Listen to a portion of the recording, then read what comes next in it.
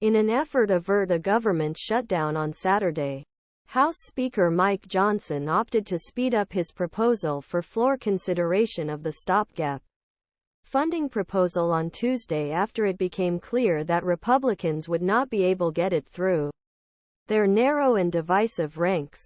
ArrowRight Far-right Republicans were planning to clear a critical procedural hurdle, known as a rule vote, that would block passage of the bill because they were angry that Johnson had rejected their demands for spending cuts, border security provisions or added funding for Israel offer. Rather than face an embarrassing defeat, Republicans could lose just 3 votes if all Democrats vote against the proposal.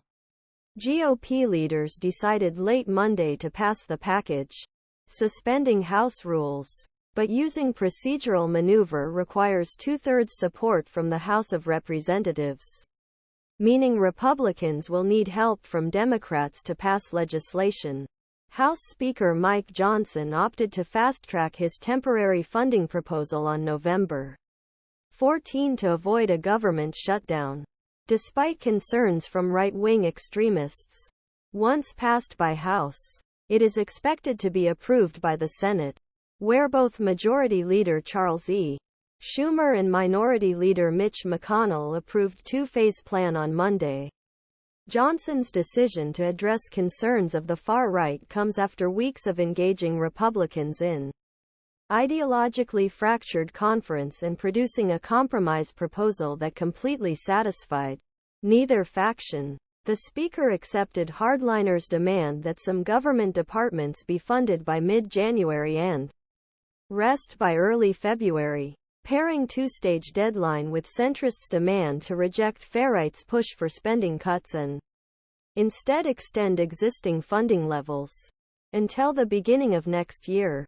My hope was that he would listen everyone and try to put pressure on Senate Democrats by coming up with something that would be hard swallow but probably achievable. Rep.